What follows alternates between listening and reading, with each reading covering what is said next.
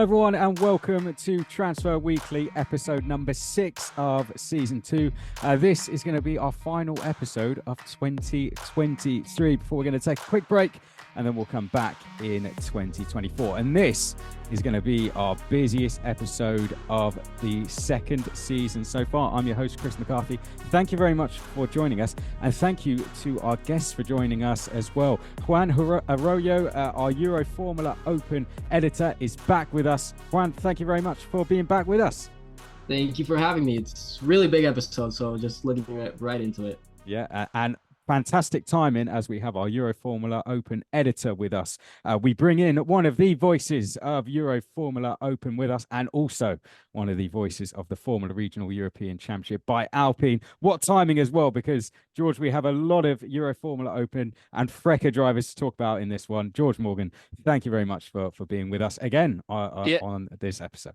Oh, it's fantastic to be here, Chris. Honestly, I was so pleased to be here for the FRECA special we did last year. Great to be back, obviously, for this one. And there's been a lot of news, so we've got plenty of ground to cover.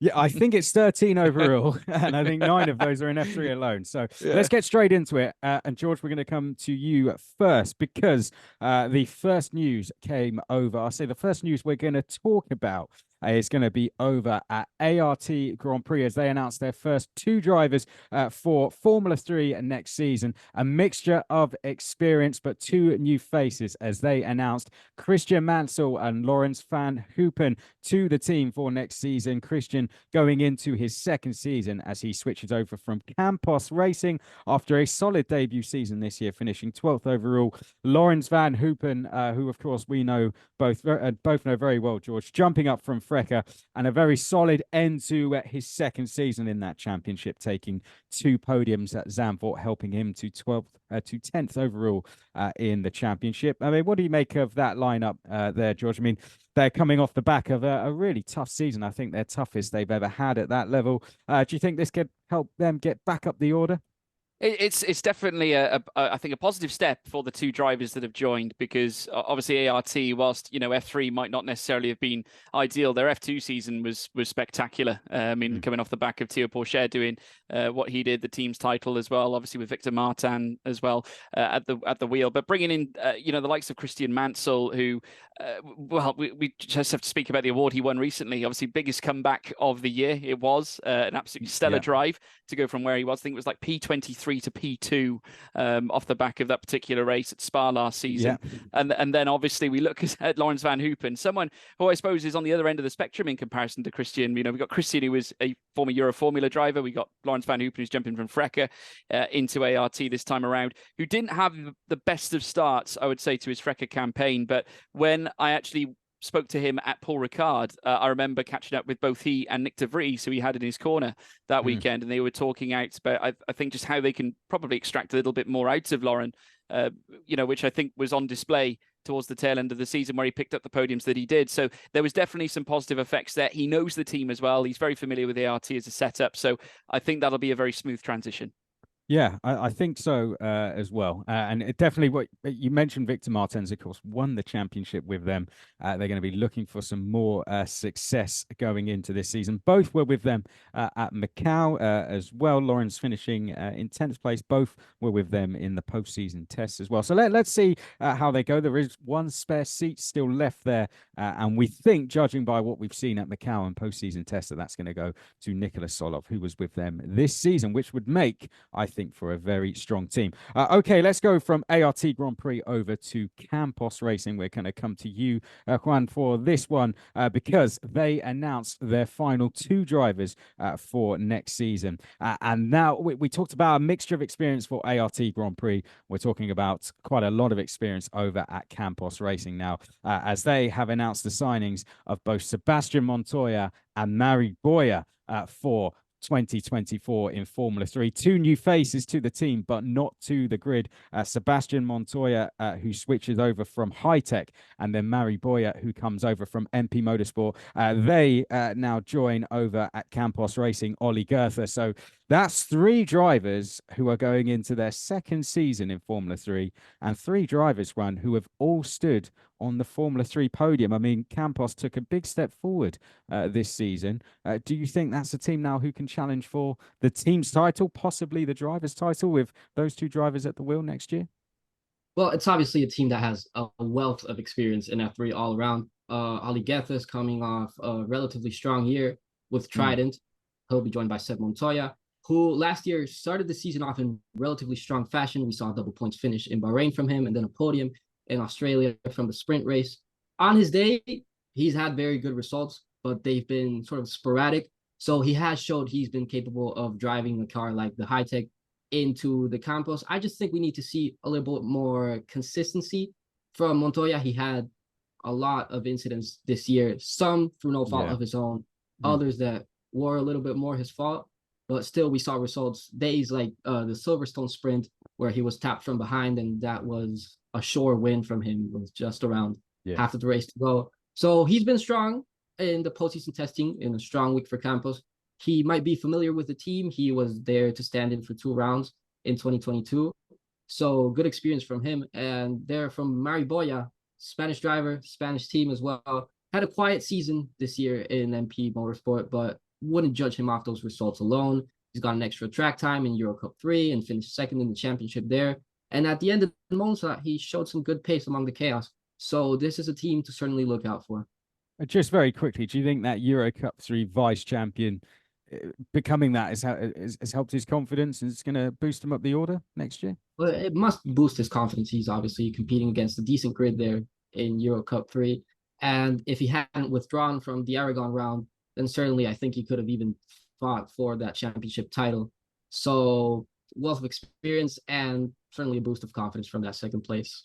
And fourth at the Macau Grand Prix as well. So very impressive lineup there overall, and very exciting season. It's very rare in Formula 3 that you have a team come in with 3 drivers who not only have a year of experience, but also trophies in their hand already as well. So Campos Racing is a team to watch going into next season. Okay, we're going to stick with this theme and now go to another team and another team with 2 drivers that George knows very well. And we're going to switch over to Van Amersfoort Racing, who have kept a driver for next season and signed a new one as well. They announced both Tommy Smith and Noel Leon will be racing with them in 2024, their first 2 announcement for the season. Tommy Smith staying with them for his second season, and then Noel Leon jumping up as the reigning Euro Formula Open champion. Of course, George, you commentated on him to that title, and you would have known him, like myself, in the in the FRECA season in 2022 as well. Just tell us a little bit about Noel Leon and what we can expect from him going into next season. Well, he took very much the Oliver Goethe route in a sense to move up into the F3 side of things, because Goethe did exactly the same. Of course, he was part of the FRECA scene, and then, of course, moved to Euro Formula, became champion, then moved to F3. And I think off the back of what we saw from Goethe, it was a successful transition, I think, moving into F3 from Euro Formula. He's a race winner, won at Silverstone. Not to mention his performances have been stellar with a very, very good Trident team as well. I think Noel Leon, we're going to see a similar picture. I think it's very much a confidence element there. Goethe wasn't necessarily at his best at FRECA, but I think obviously with winning races on a regular basis in Euro Formula has given him maybe a new lease of life, build on the trajectory that he had previously, and now obviously is a phenomenal threat. And Noel, I think, is going to be exactly the same. He raced against some really sharp talents, the likes of Enzo Trulli and Tim Tramnitz last season, and beat many of the great drivers too. I think his best performance, his standout performance, was at Red Bull Ring last season in Euro Formula. And I said to him, even after the race, I said, that by far was your strongest race. He said, yeah, I thought so too. He said he could have had another one at Paul Ricard, but unfortunately was taken out of the race after coming together with Francesco Simonazzi. But I think we can expect great things from Noel. Motor Park hold him in such high esteem as well. Speaking to the engineers, I know for a fact that they they rate him highly. They think he's one of the brightest talents to come out of their team in recent years. So, that I think that holds a lot of weight in terms of what he can do in the future. And for Tommy Smith, I think last year, was a voyage of discovery for him in F3. I think coming up from GB3 that in the manner that he did, it's quite the step up, I think, from where he was before. And given the fact that the championship is so there's so many big heads, so many major faces that have proven it, have got the t-shirt, they've really shown what they're capable of. I think Tommy will go on to do better things this coming season. Yeah, it will definitely be one to watch. Just quickly on Noel Leon, you mentioned there. Do you think that was almost a point proven this season? Because we've seen him have success in the Americas with championships taken there. Do you think that's now been a point proven, confidence back, having lost the Red Bull backing, and he can go and get some good results next season in Formula 3? Yeah, well, he's got a good team behind him as well. I mean, Van Amersfoort have been known for a long time to be certainly proficient in helping drivers along for their futures as they climb up the ladder. And Noel, in his own right, has proved the point, I would say, against European talent. It's one thing to obviously win in the States, but then to come across against European competition, it's another thing altogether, because you've got drivers from all across the globe as such that are partaking in these championships. So I think coming up against the likes of Enzo Trulli, who has been racing in Super Formula Lights, the likes of Tim Tramnitz, who has been part of the FRECA campaign and the Euro Formula campaign, and rubbing shoulders with those drivers, and against Simonazzi as well, who is very much a veteran, I would say, in Euro Formula nowadays, to beat him, and not to mention some of the others as well. I think it definitely does prove a point. And I think Motor Park, because they hold him in such high esteem, and in comparison to the other drivers they've worked with, I think that speaks true confidence in Noel Leon. Yeah, well, he's going to be an exciting watch, as are Van Amersfoort. That's their first two announcements made. Still a spare seat left there. And Sophia Flörsch has been testing in that. So let's see if she's the one to take it. Okay, let's stay with Van Amersfoort. We're going to take a break from F3. I think we've had enough of it for now, but we are going to come back to it in a sec. I want to stay with Van Amersfoort Racing and come to yourself, Juan, because they announced their first driver for FRECA next season. Pedro Clerot has joined them from jumping up from F4, finished sixth in Spanish F4 with MP Motorsport, and he was also a Brazilian F4 champion last year as well. What do you make of Pedro coming in? He's jumped over from racing over in Brazil and seems to have adapted pretty quickly to racing in Europe this year. Well, personally, me being from South America, I've been excited about a new hot prospect from South America for the past year with Pedro. He came in and dominated that first weekend of Spanish F4 with 2 wins and a podium, all at a rainy Spa-Francorchamps. From then on, he was consistently in the points, but never wowed as much as debut weekend. But still, that's no reason to discredit him. A good result in 6th in the standings is still relatively good for his first year in the championship. We haven't really seen him adapt in Europe. He was racing F4 in Brazil, came here to Europe, raced F4 again. So coming to FRECA, obviously difficult car to adapt to. But Van Amersfoort FRECA car is rapid in the right hands. We saw drivers like Cas Havercourt took it up to 4th in the standings this year. So I would back Clerot to have a decent season in FRECA, even in his debut year.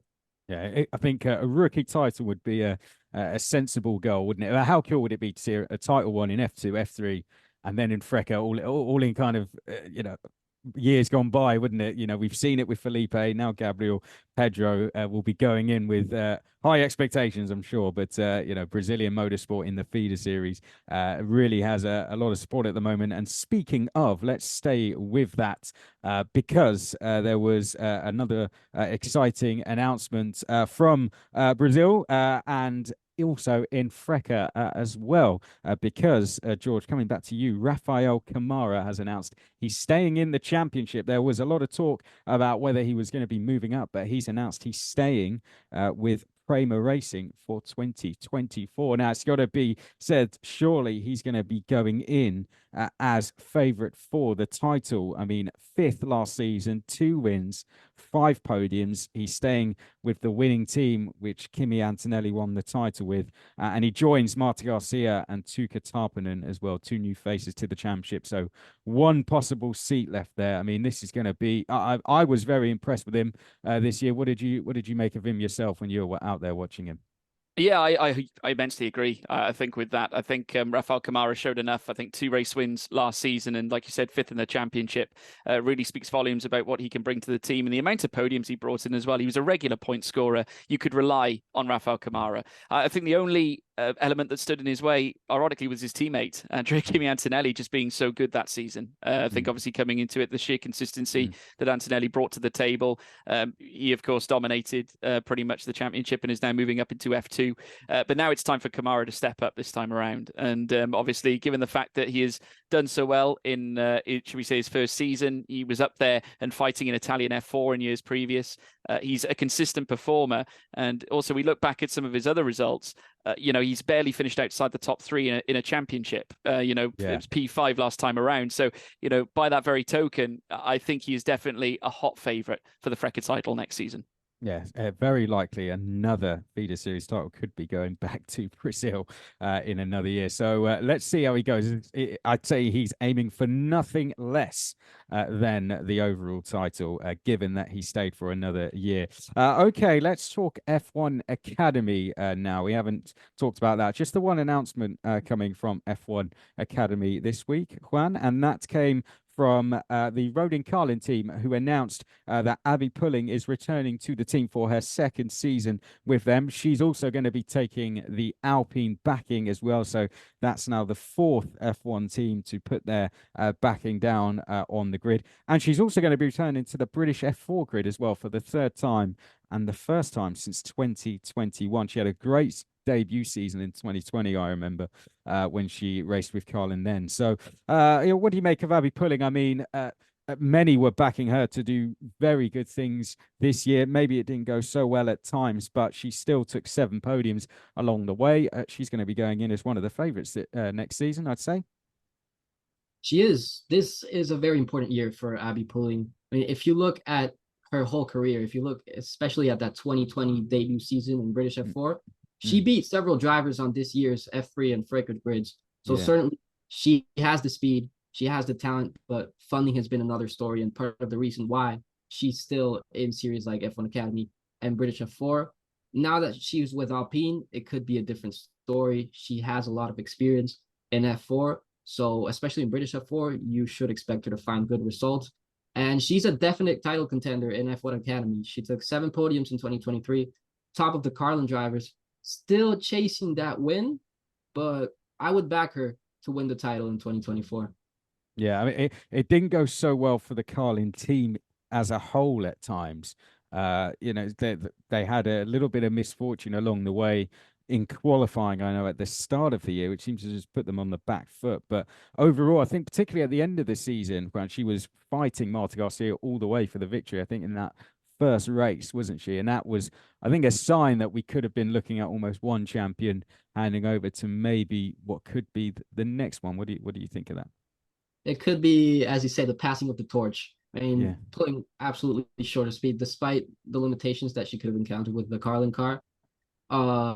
Certainly, she has the speed, she has the talent, and even if she's not able to secure the title, I think certainly she should be making the step up next year. Yeah, well, this could be her winning. If she does win, could be her getting that backing to go up. But don't forget, there are more drivers out there on the grid as well, and still 11 seats to be filled. Okay, let's go back to Formula 3. I promised there'd be more of it, and we are going to go to the winning team with Trident, who announced that Sami Meguetounif is going to be joining them for the 2024 Formula 3 season. He joins Leo Fornaroli, who he raced against in FRECA last year. He steps up from racing in FRECA this year, finished 9th despite missing the Mugello rounders. Many of us know, but he took 3 podiums along the way, including that very emotional home one at Paul Ricard, which you were there for, George, and then took another one at Red Bull Ring as well. I think did a absolutely fantastic job to come back from the events that we all know. And I think Sami is ready now, isn't he, to take this step up, and is going to be in very good hands with Trident, isn't he? Yeah, I would agree, Chris. I think looking at Sami Meguetounif, he didn't have the easiest start, like many drivers, obviously, but we're still poking around the sort of points positions heading into the start of the season. But obviously, I think very few drivers I would say in their careers probably face similar challenges to what Sami Meguetounif had last season. And I think if you look at what he achieved despite those challenges, I think it's simply heroic what he did. I mean, managing to pull off that sensational result at Paul Ricard, which meant so much on so many levels, and especially for the team as well. And he himself, definitely showed, I think, when he closed out his season, I think it showed that he has really progressed. He had renewed fire in his belly. He was looking to try and, find better results, and he simply did build on it, time and time again. And I think, especially moving into a team like Trident, who are proven at F3 level, just come off the back of Bortoleto being crowned champion, Oliver Goethe being so successful there as well, laying claim to a victory in his own right. I think if you're Sami Meguetounif and you're moving into a team such as Trident, I think that gives you, a full level, barrack of confidence, I think, heading into an F3 season. So, I think this is definitely sort of the baby steps, sort of making his way up the ladder now. He's got a great chance here to sort of push on into Trident, and without a doubt, with their resources, I think he's going to go on to do great things. Yeah, he actually made you would have seen it yourself as well, a new crash helmet, New helmet design, yeah. didn't he? Fantastic. For Red Bull Ring, I think it was, and then he had it after for the rest of the season, didn't he? And it was absolutely fantastic. Yeah, good. Best of luck to Sami. Joins Leo Fornaroli, who I know he gets on with as well. So they are building a strong team over at Trident, and it looks like Santiago Ramos could be the man to join them if we look at post-season testing. Right, let's stay with Trident and come back to yourself, Juan. We're moving on with the show here. Just a few more to go through now.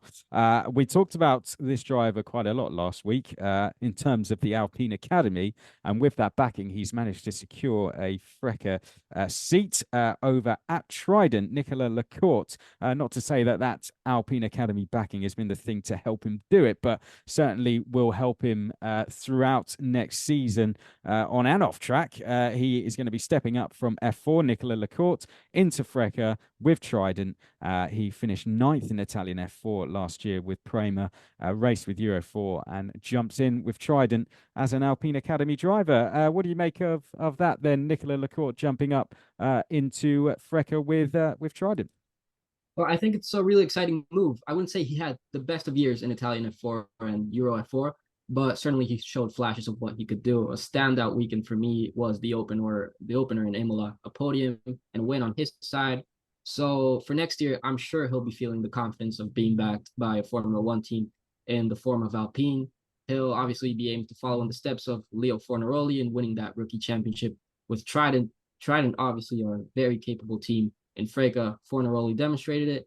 But in terms of fighting for that rookie title with Trident, he's certainly looking at tough competition. We already know Gochukwu is confirmed for next year's grid, Tappinen now, and even Pedro Clerot, we mentioned before. So an exciting rookie grid Nicola Lacorte makes up with, and a fun championship in FRECA next year in terms of the rookies. Yeah, there wasn't actually a huge amount this year, but they're going to be hard to keep up with next year, George, aren't they? And one of the rookies, actually, one that broke records this season, was Martinius Stenshorne, and he has announced that he's going to be joining High Tech Pulsate in Formula 3 next season. This a very, very exciting announcement, both for driver and for team. Finished as vice champion in FRECA this season with 5 wins, 11 podiums, and took that record 13 rookie wins, which was quite astounding, wasn't it? I mean, it kind of blew us all away, really, didn't it, George? And it's going to be so exciting to see what he does now in Formula 3 next year, given how well he did in FRECA this year.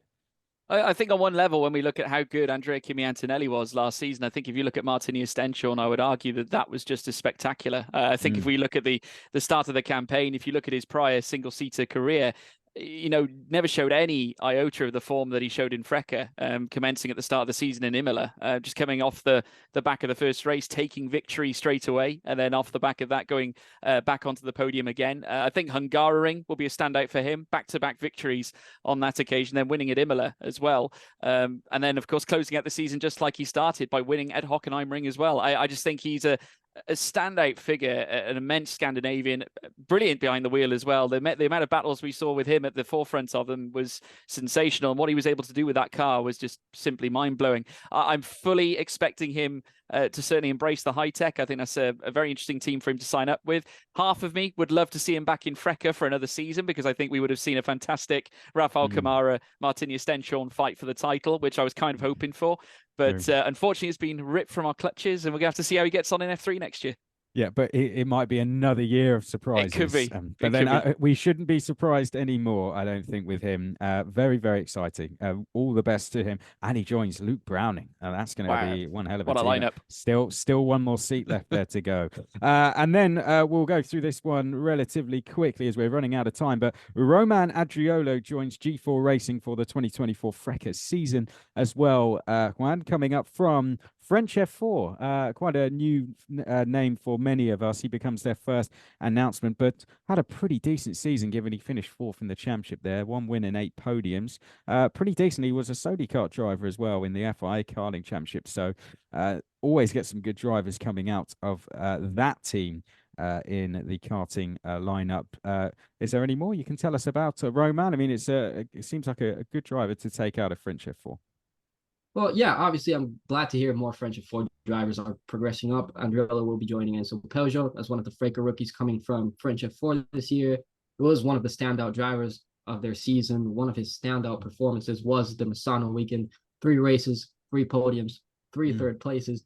Was mostly consistent, rarely finished outside of the top 6, and a frequent podium finisher with 1 win to his name. He had a weekend like Powell where everything went wrong. You think maybe if it had gone a little bit better, he could have been closer to top 3 in the championship.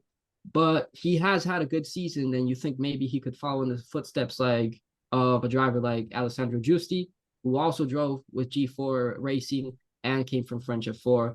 Giusti was massively successful in French F4, then went on to become a multiple race winner in the second half of this season of FRECA. So certainly maybe he could follow in his footsteps, and an exciting driver that we haven't heard much of, but could make his name in FRECA next year. As many do.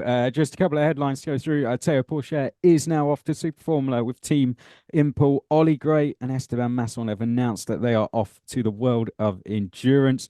Chloe Chambers is going to be under the guidance of Fernando Alonso. We have the F4 Saudi. It's a trophy round taking place this weekend. The Indian Racing League took place as well. You can get the results over at the feeder series. Likewise with the F4 India. And we also had the Rotax Max Challenge Grand Finals last weekend. I do recommend you go and check that out. It was in Bahrain, the track right next to where they do all the big stuff. So do go and check that out. Congratulations to the winners. George, Team UK won the Nations Cup. There we go. I'll leave you as that as a Christmas present. So that is all. In terms of seats remaining, 7 left in F2 as we record this on Friday the 15th. 15 in F3, 26 in FRECA, 11 in F1 Academy. Thank you very much for coming on, guys. It's been fantastic to have you on. I think a great way to end the year. This has been episode 6, season 2. I hope we have you both back. We're going to be doing this all the way to the end of the season. George, I'm sure we'll have to do a FRECA special given there's 26 seats left still. There's going to be a lot of changes, Chris, I think. And Juan, maybe a Euro Formula Open one at some point as well. Hopefully. We'll have to get you back again. Hopefully soon. But yeah, great to have you both back. To all the viewers, thank you so much for tuning into these. We will be back once we have the holidays out the way for episode 7 to bring you up to speed with anything that happened over the course of them. But look out for podcasts. They are back on the way now as well. They're currently being edited and are going to be out very soon. But in the meantime, enjoy the Christmas holidays from everyone here at the Feeder Series. Do have a Merry Christmas and a Happy New Year from all 3 of us as well. Do stay safe as well, and we will see you for episode 7 in the new year. But for now, from all of us, just goodbye.